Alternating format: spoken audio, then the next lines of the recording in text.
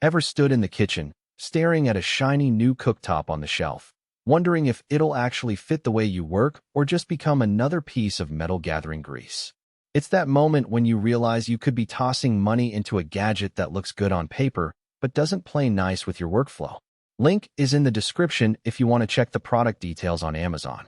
When I started looking at commercial induction units for my small-scale catering business, the first thing that kept me up at night was the fear of buying something that would either undercook delicate sauces or waste precious prep time with fiddly controls.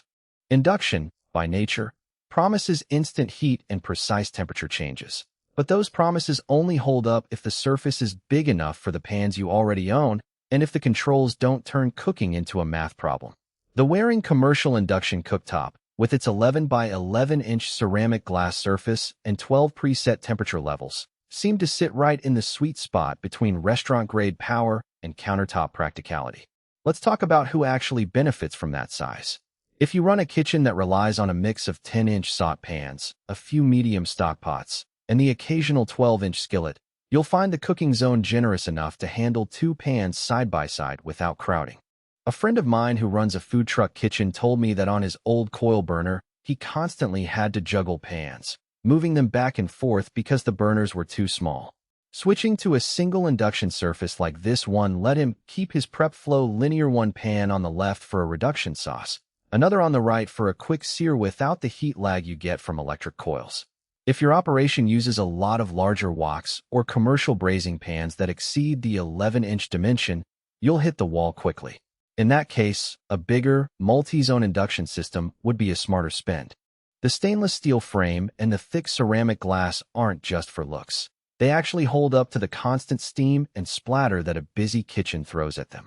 I've watched a local bakery install the unit right next to a high-volume dough mixer, and even after a week of flour-filled air, the surface wiped clean with a damp cloth and showed no streaks.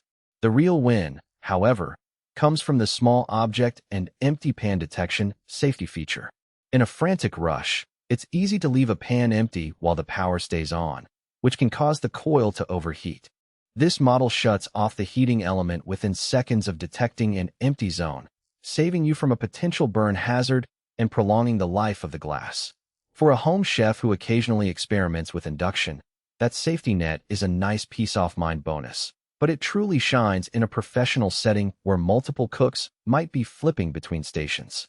Now, the control layout feels like it was designed for people who want speed, not a textbook of numbers.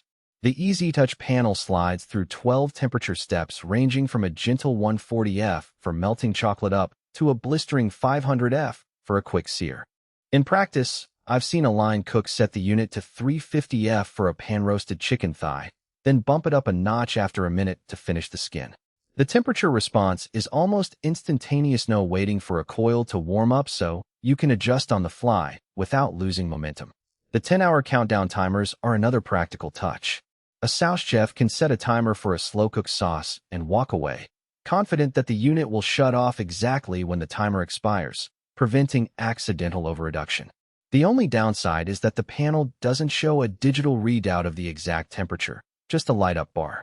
If you need to hit a precise 212°F for a delicate custard, you'll have to rely on an external probe thermometer, which adds another step. Power consumption is something that often trips up new buyers. This unit runs on a standard 120-volt line, which means you won't need a dedicated 3-phase outlet that many larger commercial models demand. That simplicity makes it attractive for pop-up kitchens, catering trucks, or even a well-equipped home kitchen that already has a 120-volt circuit available. However, the trade-off is that the maximum output, while sufficient for most day-to-day tasks, can't match the sheer heat blast of a 240-volt commercial range when you need to bring a large volume of liquid to a boil in under a minute. If your menu revolves around high-speed boiling of big batches of pasta, you might feel that limitation. One practical consideration that isn't always front of mind is the cookware compatibility. Induction requires ferrous metal, think cast iron, carbon steel, or magnetic stainless steel. A lot of home cooks have beautiful non-stick aluminum pans that look perfect on a stovetop, but simply won't work here. The Waring unit does include a magnetic test strip on the side, which is handy for quickly confirming whether a pan will couple. If you already own a decent set of induction-ready cookware, you'll feel no friction. If,